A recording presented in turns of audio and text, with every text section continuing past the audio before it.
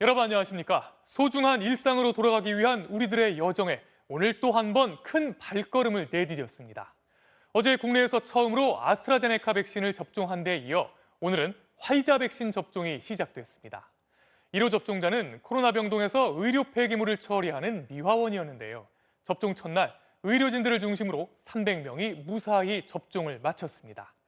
그럼 먼저 백신 접종 상황과 일정을 살펴보고 담당 기자를 이 자리에 불러서 궁금한 점들을 하나하나 짚어보겠습니다. 김정인 기자가 보도합니다. 오늘 오전 9시 화이자 백신의 국내 첫 접종도 시작됐습니다. 안녕하세요.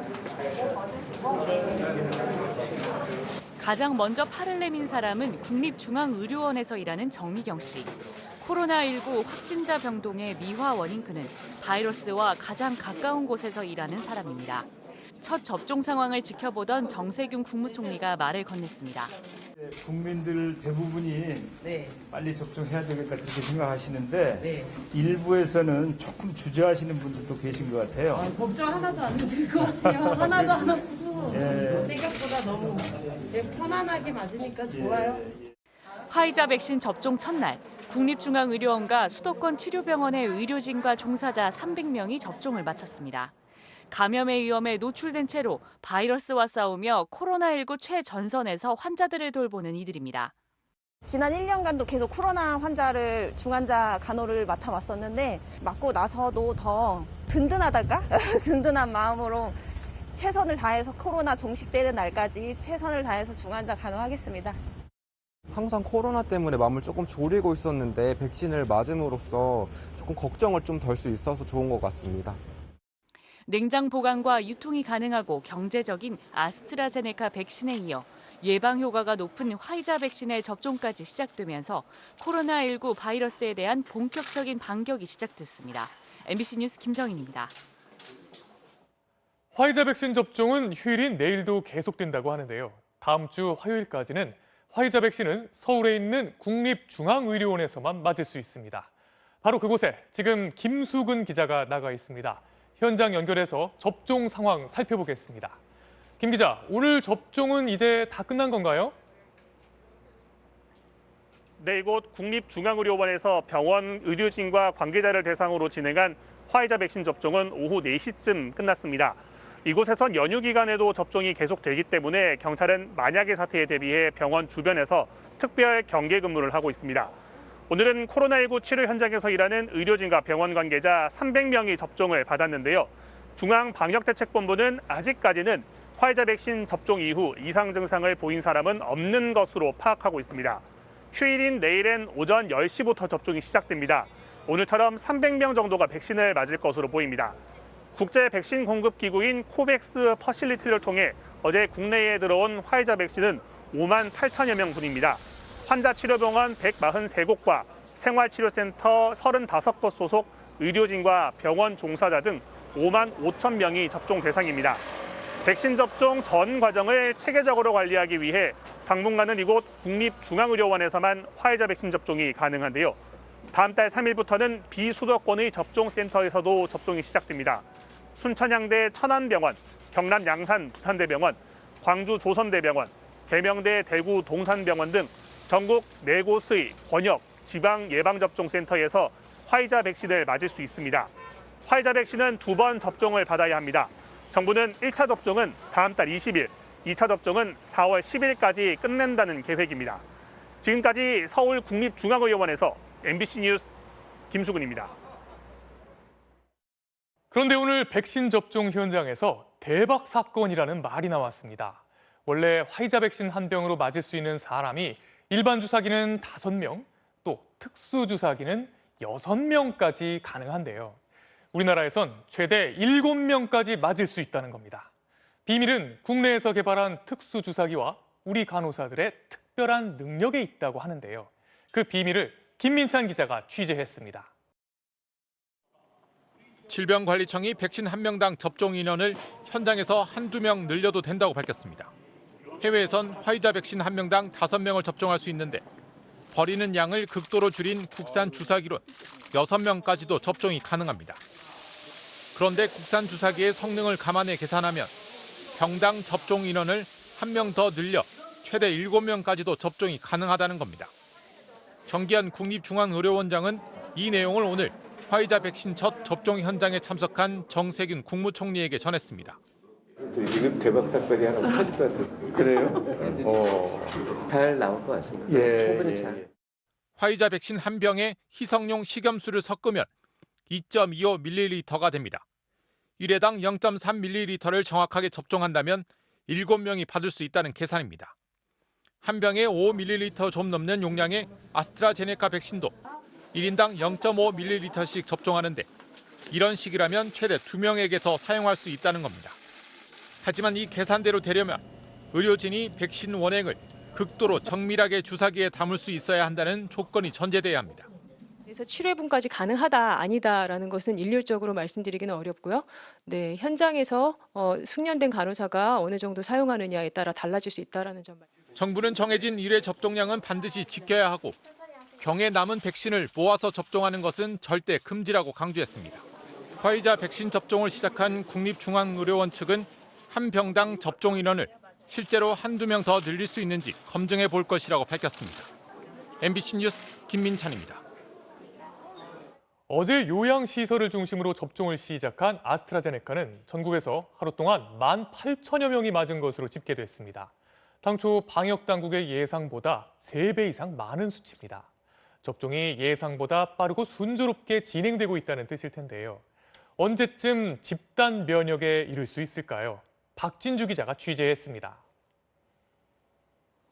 서울 마포구의 한 요양병원. 주말이지만 의료진이 상주하는 곳이어서 오늘도 백신 접종이 계속됐습니다. 이제 한 바이를 까면은 바로 맞춰야 되잖아요. 10명이 세팅이 되면 미리 예약해서 딱딱 시간 맞춰서 맞추고 있습니다. 경기도의 다른 요양병원에서는 어제부터 오늘까지 접종 대상자 70명 모두가 접종을 마쳤습니다. 이제 오전에 20명, 오후에 10명 해서 2번에 걸쳐서 오늘도 맞을 거고요. 환자분들은 이상 반응은 지금 들어온 거는 하나도 없어요. 코로나 백신 접종 첫날인 어제 전국에서 18,489명이 아스트라제네카 백신 1차 접종을 완료한 것으로 집계됐습니다. 요양병원에서 13,929명, 요양시설에서 4,548명이 백신을 맞아 전체 접종 대상 100명 중 6명이 접종을 마쳤습니다. 5,200여 명이 접종할 거라던 방역당국의 어제 예상보다 3배 이상 많은 수치입니다. 백신 접종 후 두통이나 발열 등 이상 반응을 보인 사례는 15건으로 집계됐습니다. 이들 모두는 예방접종 후에 흔하게 나타날 수 있는 두통, 쇠약감, 발열, 오심, 구토 등 경증 사례였을 뿐입니다. 방역당국은 그러나 백신 접종 이후에도 거리 두기 등 방역 수칙을 계속 지켜야 빠른 시일 내에 집단 면역을 달성할 수 있다고 강조했습니다. MBC 뉴스 박진주입니다. 그럼 여기서 보건복지부를 담당하는 김아영 기자와 함께 백신에 대한 궁금증들을 풀어보겠습니다. 김 기자, 오늘 드디어 화이자 백신 접종을 시작했어요. 네. 역시 제일 궁금한 건 효과가 있느냐 하는 걸 텐데요. 우리보다 먼저 접종을 한 나라들을 보면 실제로 어떻습니까? 네, 앞서 화이자가 3상 임상시험을 할 땐 예방 효과를 95%로 평가했는데요. 실제 접종 결과도 94% 정도로 임상시험 당시와 비슷한 수준으로 나타났습니다. 한 해외 의학지가 지난해 12월부터 이달 초까지 이스라엘에서 화이자 백신을 접종한 59만 6천여 명을 추적 조사해서 분석한 논문의 결론입니다. 이스라엘은 전 세계에서 가장 빠른 속도로 코로나19 백신 접종을 진행 중인 국가인데요. 이 화이자 측에 접종과 관련된 실시간 데이터를 제공하는 조건으로 조기에 대규모 물량을 확보해 빠르게 접종을 하고 있습니다. 그런데 혹시 부작용은 없을까 걱정하는 분들도 계시거든요. 네. 어제 시작한 아스트라제네카는 이상 반응 신고가 15건이 있었는데요. 정부는 계속 괜찮다라고 얘기하고 있는데 진짜 괜찮은 겁니까? 어떻습니까? 네, 어제 신고된 이상 반응은 두통, 발열, 그리고 어지러움증 같은 증상들인데요. 이외에도 이 접종 부위의 통증이나 또 붓기, 오한과 같은 증상들이 나타났는데 이건 다른 백신을 맞을 때에도 나타날 수 있는 일반적인 반응입니다. 이런 증상을 호소한 분들은 곧바로 진료를 받았는데 그 결과 문제가 없다고 확인됐기 때문에 정부가 경증이라고 한 겁니다. 하지만 39도 이상의 고열이 나타나거나 또 두드러기, 발진, 그리고 얼굴이나 손이 붓는 등 이 알레르기 반응이 있는 경우에는 좀 다릅니다. 반드시 곧바로 의료기관에 방문해서 이상 반응인지 아닌지 확인해야 합니다. 또 접종 우선순위에 대한 얘기도 나오고 있거든요. 당장 다음 주에 학교들이 개학을 하잖아요. 그럼 선생님들이 먼저 접종을 해야 되는 거 아니냐 이런 얘기도 있거든요. 정부 입장은 어떻습니까? 네, 교사들도 경찰, 군인과 함께 우선 접종 대상이긴 한데요. 3분기 6월 이후로 예정돼 있습니다. 노약자나 의료진 다음 순서인데 WHO도 백신 우선 접종 대상을 비슷하게 권고하고 있습니다. 하지만 18세 미만 소아와 청소년은 현재 백신 접종 대상이 아니기 때문에 교사들이 3분기까지 기다리는 건 늦다는 주장이고요. 독일의 경우엔 백신 접종 우선순위를 변경해서 교사들에게 먼저 접종하는 방안을 검토하고 있습니다. 방역당국은 접종이 진행되는 상황과 또 백신 공급 상황에 따라서 교사들의 접종 시기가 다소 당겨질 수도 있다고 설명했습니다. 네, 잘 들었습니다. 접종이 진행되는 동안 확진자는 계속 발생하고 있습니다. 오늘 전국 코로나19 신규 확진자 수는 415명으로 이틀 연속 400명대를 이어가고 있습니다. 전주의 한 헬스장에서 시작된 확진자 수는 40명대로 늘었고 다른 지역으로 확산된 것으로 확인됐습니다. 이경희 기자가 전합니다. 전북 전주의 한 피트니스 센터의 스피닝 강사에서 시작된 코로나19 집단 감염. 이용자뿐만 아니라 직장 동료 등으로 연쇄 감염이 이어지면서 관련 확진자는 40명으로 늘어났습니다. 어제 하루 1,300명이 검사를 받았고 자가격리자도 450명으로 늘었습니다. 광주광역시와 전남 여수, 충남 천안 지역 등에서도 관련 확진자가 나와 지역 간 감염뿐만 아니라 전국적인 확산 우려도 제기되고 있습니다. 방역당국이 피트니스 센터 폐쇄회로 TV를 분석한 결과 일부 이용자들이 마스크를 제대로 사용하지 않은 것으로 드러나 과태료를 부과하기로 했습니다. 다양한 업종에서 방역수칙이 철저하게 지켜지는지에 대해서 점검을 실시를 하고 1회 적발에도 폐쇄 조치를 취하는 내용으로 강력하게 연이틀 확진자 수가 400명대를 이어가고 있습니다. 경기 양주의 섬유 제조업체에서 외국인 11명을 포함한 직원 14명이 양성 판정을 받았고 평택의 한 재활용 업체에서도 12명이 확진되는 등 산별적인 집단 감염이 속출하고 있습니다. 방역당국은 공장 관련 집단 감염이 늘어나고 외국인 확진자가 급증하자 대책 마련에 나섰습니다. 확진자의 생활시설에 대한 일제 검사를 시행하고 다국어 역학조사서 안내문을 활용해서 이분들의 정보 접근성을 강화할 예정입니다. 한편 지난 24일 경북 의성에서 양성 판정을 받은 22명 가운데 16명이 음성으로 판정을 다시 받아 방역당국이 검체 채취 과정에서 오염됐을 가능성 등을 조사하고 있습니다. MBC 뉴스 이경입니다. 오늘 새벽 음주운전이 의심되는 차량을 본 한 시민이 40분 넘게 추격전을 벌여 붙잡은 일이 있었습니다. 그런데 알고 보니 고등학교 입학을 앞둔 10대 소년이 훔친 차량을 몰고 도로를 질주한 것으로 드러났습니다. 홍희표 기자입니다. 오늘 새벽 3시 반쯤 경기도 김포의 한 도로. 검은색 승용차 한 대가 갑자기 휘청거리더니 질주합니다. 빨간불도 무시하고 속도를 내더니 앞서가던 다른 차를 중앙선을 침범해 위험하게 추월합니다. 뒤에서 가까이 따라붙자 갑자기 방향을 돌려 달아납니다. 음주운전을 의심한 한 시민이 이 차량을 쫓았습니다. 차가 비틀비틀거리길래 이거 좀 음주운전 했나 보다. 뒤에 따라오는 줄 알고 자꾸 막 저를 어떻게 막 떨어뜨리려고 하더라고요.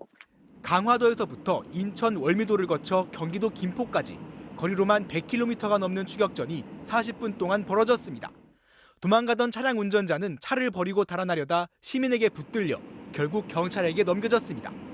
뜻밖에도 운전자는 고등학교 입학을 앞둔 15살 A군이었습니다. 얼굴 보니까 더 놀란 거예요. 이거 분명히 음주운전 같았는데 너 몇 살이야? 이렇게 물어봤는데 고등학생 1학년이래요. 그럼 너 이거 차 뭐야? 그래갖고 훔친 거예요. 공업사에 맡겨져 있던 차량을 훔쳐탄 뒤 3시간 넘게 무면허 운전을 한 겁니다. 보관된 차를 훔쳐 탄 거로 보이고요. 사고는 없었고 음주도 없었고. 과거에도 A군은 무면허 운전 등 비슷한 범행을 저질렀던 것으로 파악됐습니다.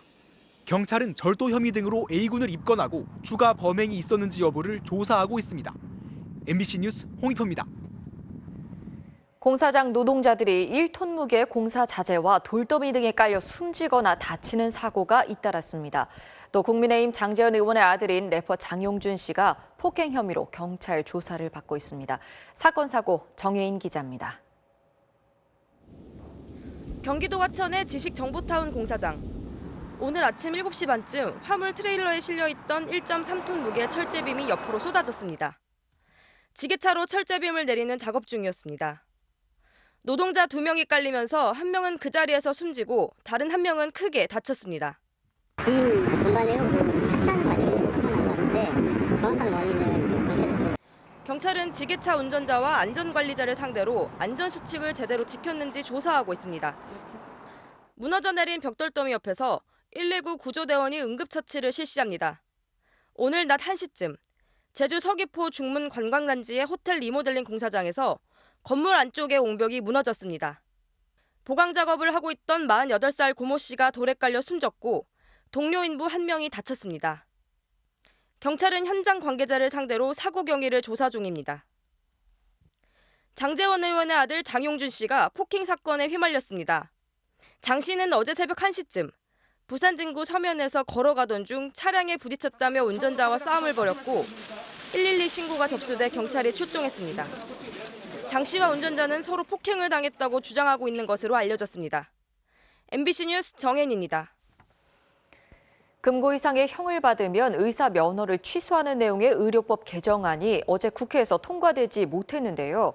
변호사, 사회복지사, 공인중개사, 아파트 동대표도 해당되는 조항이 의사들만 예외인 겁니다.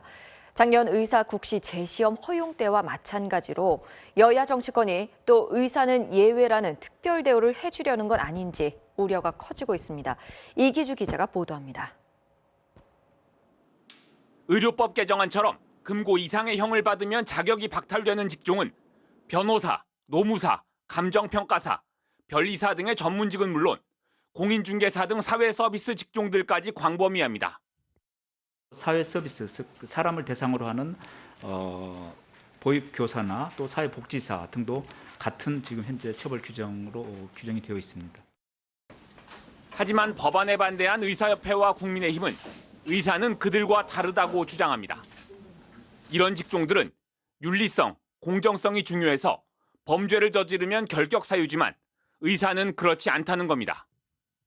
변호사나 이런 법을 부담하는 이런 직무 영역과 다르다라고 의사의 면허를 취소한다? 이거는 좀 과잉 금지 원칙에 위반되는. 이런 논리에 이재명 경기지사는 심지어 아파트 동대표에도 공무원에도 적용되는 기준이 의사에게는 과잉 처벌이냐며 옹색하기 그지없다고 비판했습니다. 그 옹색한 야당의 논리를 생각보다 강력했다며 법안 처리를 유보해준 여당에도 비판이 이어졌습니다. 정의당은 의사단체의 협박에 민주당도 뒷걸음질 치는 게 아니냐고 의심했습니다.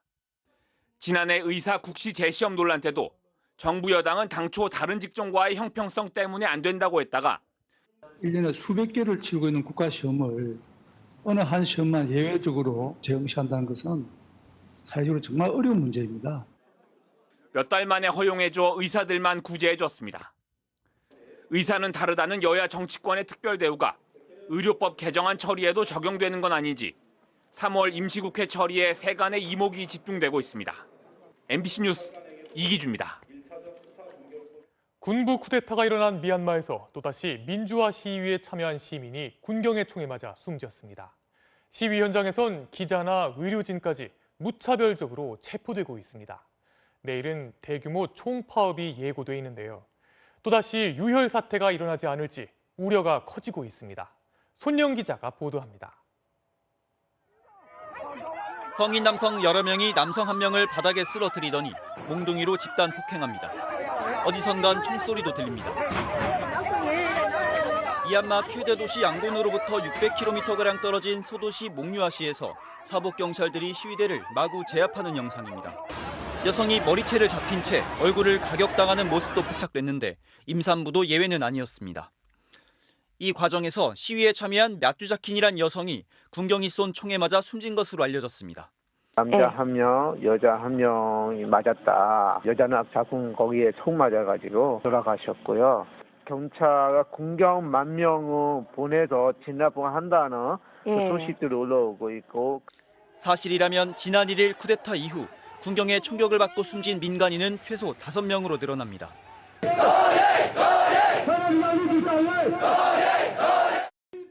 양곤에서도 대규모 시위가 이어졌습니다. 군경은 최루탄과 성광 수류탄, 고무탄, 물대포까지 동원해 강경 대응했습니다. 공중을 향해 경고 사격을 하고 총에는 칼을 장착해 시위대를 진압했습니다. 시위대뿐 아니라 현장 상황을 중계하던 기자와 시위대를 치료하던 의료진 등 지금까지 700명 이상이 체포된 것으로 전해졌습니다. 어제는 쿠데타를 지지하는 시위대가 등장해 두 시위대가 충돌하는 일까지 벌어졌습니다. 가택연금 중이던 아웅산 수치 고문의 소재 역시 이틀째 파악되지 않고 있습니다. 유엔 주재 미얀마 대사는 유엔 총회에서 시민에 대한 억압을 멈추고 민주주의를 회복할 수 있도록 국제사회에 강력한 조치를 호소했습니다. 내일은 홍콩과 태국 등에서도 쿠데타에 항의하는 대규모 총파업이 예고돼 있어 더 큰 충돌이 우려됩니다. MBC 뉴스 손령입니다.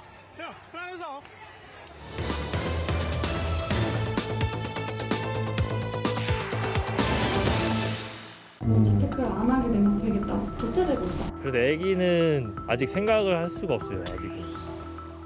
연속기획 코로나 시대의 K청년. 지난 3편에서는 부동산 가격 폭등과 취업난 속에 점차 설 자리를 잃어가는 청년들을 만나봤는데요. 가뜩이나 쓸 돈이 없어 씀씀이를 줄여가고 있는 청년들이 이번에는 자신들이 최악의 소비를 했다고 하소연하고 있다는데요. 대체 이게 무슨 소린지 지금부터 길 위에서 살펴보겠습니다.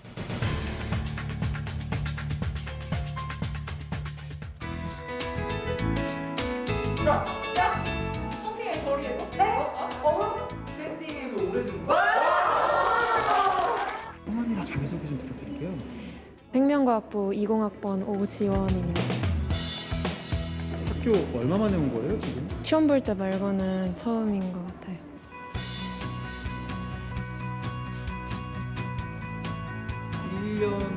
전에 사실은 했어야 될 것들을. 아쉬운 마음이 진짜 컸었는데 이제는 기약이 없잖아요. 안녕, 나는 생명학부 20학번 오유수연이라고 해. 저 대학생활 때는 OT가 막 게임도 하고 막 이러면서 친해졌는데 줌으로 손병호 게임하고 치고로 벌칙이 뭐예요? 노래 부르기. 웃어야 할지 울어야 할지 모르겠네요. 빨리 군대를 갈까 이 생각도 했었고 지난 1년을 돌이켜보면 한마디로 그냥 엉망이지 않았나. 엉망. 사실 뭐 제대로 이루어진 게 없으니까. 대학 졸업반인 김민영 씨는 지난해 휴학을 선택했습니다. 작년에는 얼마나 와본 거예요, 여기 학교에? 거짓말 저 5번도 못 왔을 것 같아요. 그런데 등록금은 그대로 다 낸 거죠? 330만 원 정도. 5번 왔으면 한 번에 60만 원씩 낸 건가? 아. 그래요? 아 진짜 아까워서 죽을 것 같아요. 무조건 학교는 가야 되는데 수업 며칠은 무조건 낮을 것이 뻔하고 더 미뤘다간 취업을 언제 할지 모르겠고. 막 5년 전, 10년 전 PPT를 그대로 쓰시는 교수님 목소리가 안 들려가지고 너무 그냥 화가 났었어요. 내가 다음 학기에도 300만 원 넘게 내고 이 직거래를 할 수가 없다. 그럴 때 좀 어떤 기분 들던가요? 부모님께 너무 죄송한 생각이 먼저 들었고 등록금을 낭비하고 있다는 생각? 고등학교 3년 내내 12시간, 14시간씩 공부해서 왔더니 이러려고 내가 이 개고생들을 해왔나.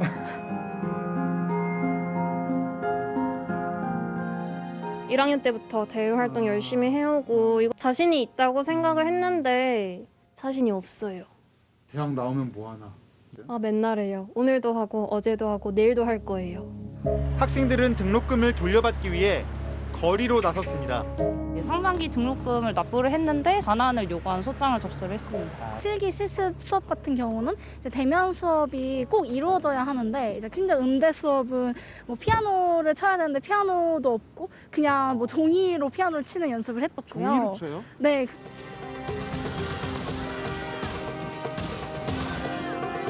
부분의 대학들이 등록금을 반환하긴 했었는데요.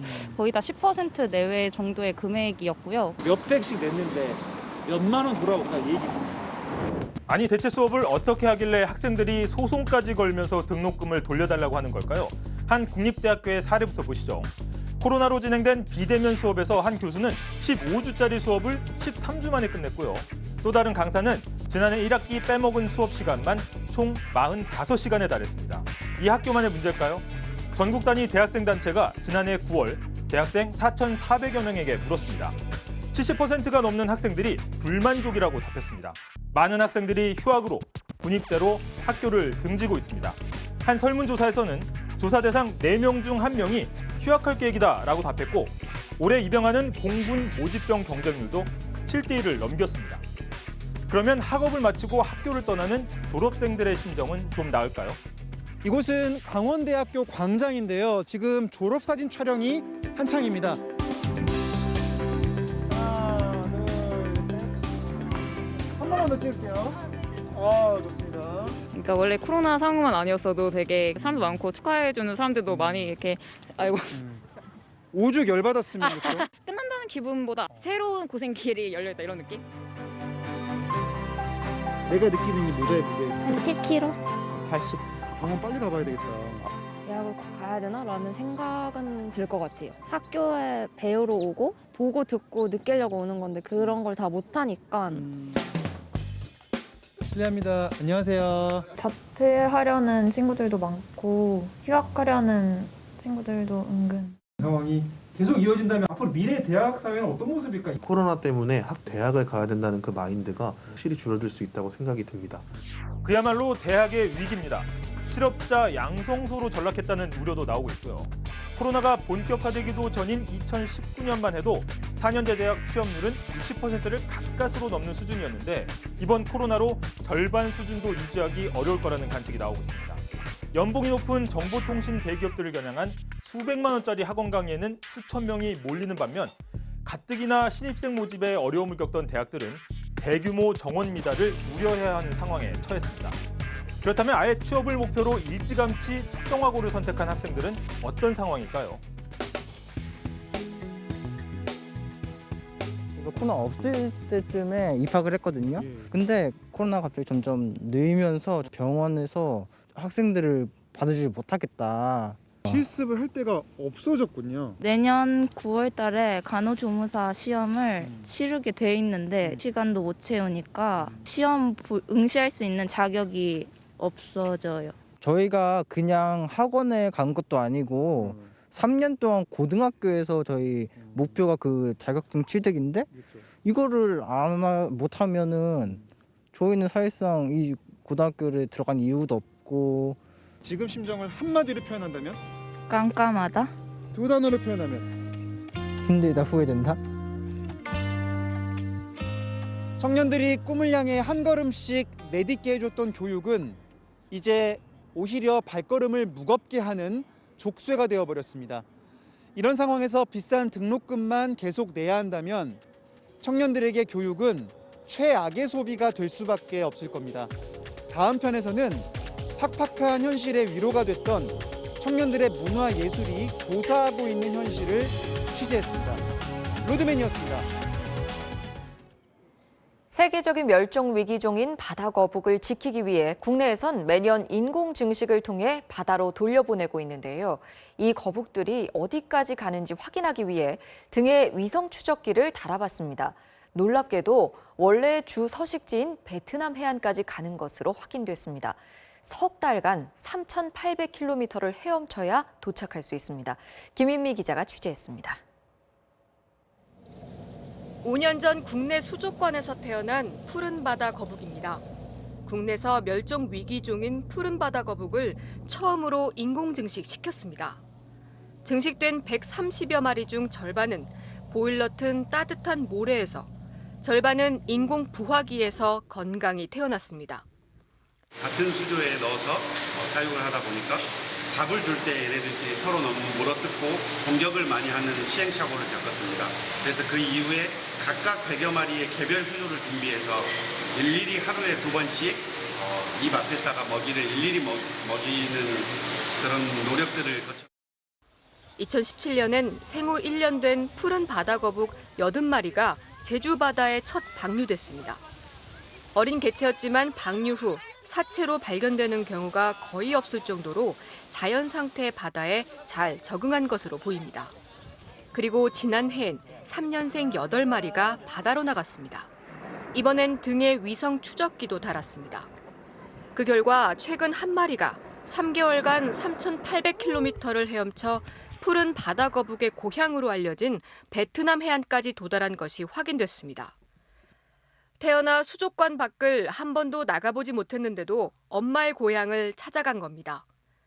겨울을 나기 위해 따뜻한 동남아 해역으로 이동을 한 것으로 보입니다. 바다거북은 20-30년간 대양을 떠돌다가 산란기가 되면 태어난 해안으로 돌아간다고 알려졌습니다. 자기가 태어났을 때 맡았던 그런 화학적 신호, 그 물에 있는 화학적 신호들을 찾아가지고 모래사장을 찾아가게 됩니다. 연구진은 앞으로 제주에서 방류된 개체들이 언젠가 다시 제주로 찾아와 산란할 수도 있을 것으로 기대하고 있습니다. MBC 뉴스 김윤미입니다. 이어서 오늘 이 뉴스 전해드리겠습니다. 최근 펀슈머라고 재미를 추구하는 소비가 유행하면서 업체들 간의 다양한 협업 제품들이 인기를 끌고 있는데요. 우리에게 익숙한 제품들이죠. 매직과 고체풀, 구두약처럼 보이지만 기능은 다른 제품이라 일부 안전사고에 대한 우려도 나오고 있습니다.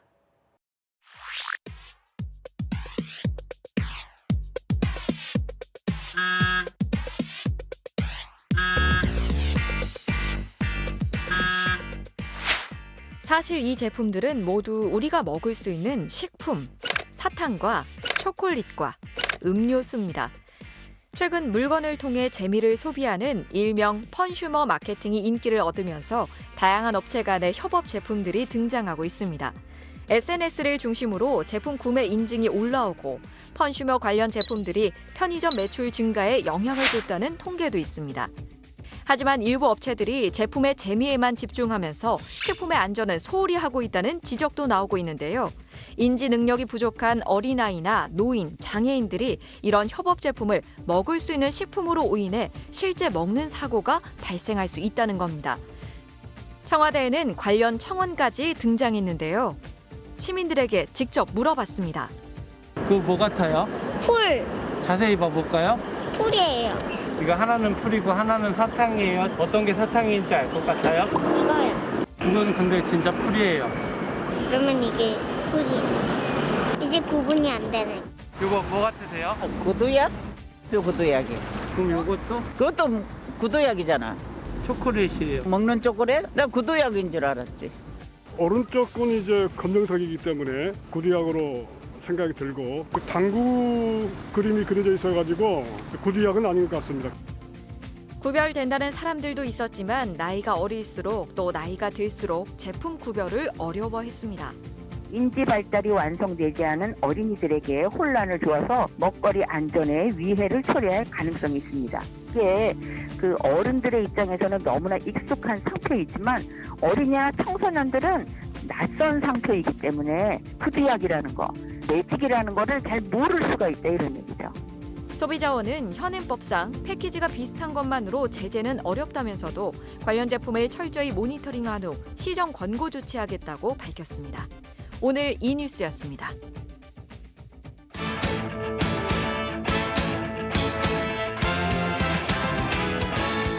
꿀밤 스포츠 뉴스입니다. 기성용 선수가 기자회견을 자청해서 21년 전 성폭력 의혹에 대해 처음으로 직접 입을 열었습니다. 앞으로 자비는 없다며 다시 한번 강력 대응 입장을 밝혔습니다. 송기성 기자입니다. 논란을 무릅쓰고 개막전에 선발 출전한 기성용. 하지만 몸 상태가 좋지 않아 전반 36분 교체 아웃됐습니다. 그리고 경기 직후 기자회견을 자청했습니다. 저는 개인적으로 뒤에 숨고 싶지 않고요. 당당하게 나서서 이 일에 대해서 빨리 해결을 하고 싶고 저는 절대로 그런 행위를 한 적이 없고 차마 제 입에 담기도 정말 불쾌할 정도로 성폭력 피해를 주장한 이들의 협박, 회유 주장도 조목조목 반박했습니다. 저는 단 한 번도 피해자들에게 내가 잘못했으니 이거를 덮어주라고 절대 얘기한 적이 없고 금전적인 이야기는 전혀 오간 적이 없고요. 회유했다느니 협박했다느니 뭐 67차례나 뭐 전화를 했다느니 그런 말도 안 되는 소리를 안 했으면 좋겠고. 상대 측의 계속된 말 바꾸기 역시 이해가 가지 않는다고 했습니다. 기성용 선수는 이 사건에 대해서 전혀 무관하다고 인터뷰를 하기로 했습니다. 결국에는 지금 와서 다른 이야기를 하고 있는데 자기가 정말 당하고 트라우마가 남아있다면 끝까지 사과를 받든지 싸우든지 해야 될 텐데 왜 저를 만나고 싶어 하며 저는 이해가 안 됩니다. 그러면서 의혹을 제기한 2명 중 1명과는 통화를 했다고 말했습니다. 그 친구는 변호사와 크게 얘기를 나눈 것 같지는 않고 횡설수설을 하더라고요. 그래서 제가 너랑은 통화할 필요가 없겠다라고 하면서 제가 전화를 끊었습니다. 그리고 이번 사태에 대해 초강경 대응을 시사했습니다. 이 일로 인해서 저뿐만 아니라 FC 서울이라는 팀, 그다음에 K리그, 그다음에 우리 모든 동료들, 여러 사람들이 지금 피해를 보고 있는데 그래서 저는 끝까지 갈 거고요. 꼭 진실에 대해서는 모든 것을 다 밝힐 거고 모든 걸 다 총동원해서 앞으로는 자비란 없습니다. 이에 대해 피해 주장 측의 법률 대리인은 기성용이 원하는 대로 조만간 증거 전체를 공개하겠다고 밝혔습니다. MBC 뉴스 송기성입니다. K리그1 개막전에서는 전북이 서울을 꺾고 디펜딩 챔피언의 위용을 가시했습니다. K리그2에서는 원더골과 이변이 잇따랐네요. 김태훈 기자입니다. 축구의 계절이 돌아왔습니다. 팬들도 부푼 마음으로 경기장을 찾았습니다. 진짜 엄청 오래 기다렸거든요. 작년에 코로나 때문에 못 가가지고 그래서 계속 기다렸다가 지금 1년 만에 다시 오는 거라서 꼭 이겼으면 좋겠고. 선수들이 뛰는 모습을 직접적으로 앞에서 보고 싶고 경기장의 뜨거운 함성을 듣고 싶습니다. K리그1 개막전에서는 전북이 웃었습니다. 초반엔 서울의 거센 공격이 이어졌지만 결정적인 슈팅이 같은 팀 몸에 맞고 나오는 등 골운이 따르지 않았습니다. 후반 30분 상대 자책골로 기선을 잡은 전북은 종료 직전 바로 후에 쐐기골까지 터지면서 김상식 감독에게 데뷔전 승리를 선사했습니다. 첫 경기 제가 두 골을 목표로 한다고 했는데 그 약속을 지킨 것 같아가지고 또 흐뭇합니다. 대구 원정에 나선 승격팀 수원FC는 페널티킥으로 개막전 승리를 눈앞에 뒀지만 후반 32분 대구 김진혁에게 동점골을 허용하며 1대1 무승부에 만족해야 했습니다. K리그2에서는 기가 막힌 원더골이 나왔습니다. 안산의 이준희가 재치 있는 드리블과 환상적인 아웃프런트 킥으로 그라운드와 벤치를 모두 놀라게 했습니다. 하지만 김천으로 연고지를 옮긴 상무도 그대로 되받아쳤습니다. 후반 시작과 함께 정원진의 기습적인 장거리포가 터지면서 양팀의 승부는 1대1로 끝났습니다. 승격 후보 경남은 안양에 일격을 당했습니다. 안양의 심동훈에게 올 시즌 K리그 1호 골을 얻어맞았고 후반 2분 역습 상황에서 추가골까지 허용했습니다. 경남도 기회는 있었습니다. 백성동의 슈팅이 수비수를 맞고 굴절되면서 2대1로 따라붙었고 페널티킥으로 골을 내주나 싶었는데 안양의 라인 침범으로 무효. 재차 시도한 페널티킥도 골키퍼와 골대의 합작으로 노골. 하지만 더 이상의 반전 없이 2대1로 패하며 개막전 이변의 희생양이 됐습니다. MBC 뉴스 김태훈입니다. NBA 농구에서 경기 도중 다른 유니폼으로 갈아입은 이유가 뭘까요? 톱플레이에서 확인하시죠.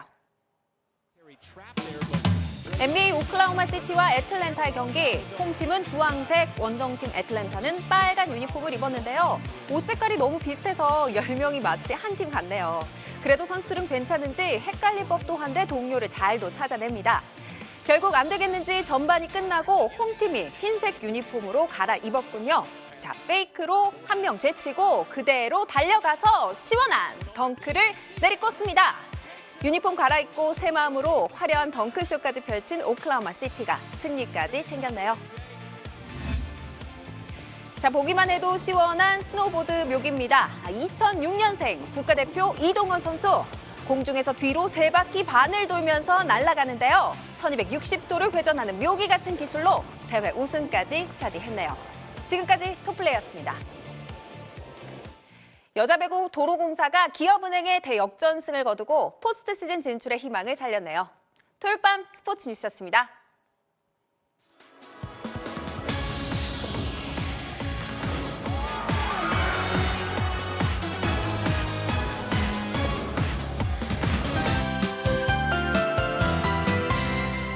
동풍이 서쪽 지방의 기온을 크게 끌어올림과 동시에 대기가 바짝 메말라 가고 있습니다. 바람까지 강해서 전국에서 연일 산불이 발생하고 있는데요. 특히 내일까지도 비 소식이 없는 만큼 불이 나지 않도록 조심을 하셔야겠습니다. 해상 상황도 좋지 못합니다. 강한 바람에 높은 물결이 해안가로 밀려올 수 있는 만큼 안전사고에 대비를 하셔야겠습니다. 3일절인 월요일부터는 드디어 전국에 비가 내립니다. 비는 월요일 새벽 수도권 지방을 시작으로 점차 그 밖에 전국으로 확대가 되겠고요. 오후부터는 찬 공기가 내려오면서 중부 지방은 주로 눈으로 바뀌어 내리겠습니다. 특히 강원 산지를 중심으로는 많은 눈이 내려 쌓일 가능성이 있겠습니다. 현재 동해와 남해상을 중심으로는 풍랑특보가 발효 중인 가운데 제주도는 내일 새벽까지 비가 조금 오겠고요. 내륙 지방의 하늘은 오후부터 흐려지겠습니다. 아침 최저 기온은 서울 1도, 대구와 광주 3도가 되겠고요. 낮 최고 기온은 서울 15도, 대구 16도까지 올라서 일교차가 15도 안팎으로 크게 벌어지겠습니다. 비나 눈은 화요일 오전까지 이어지겠고요. 수요일에는 아침 기온이 영하 1도로 떨어지면서 반짝 쌀쌀해질 전망입니다. 날씨였습니다. 2월 27일 토요일 밤 뉴스데스크 마칩니다. 내일 저녁에 뵙겠습니다.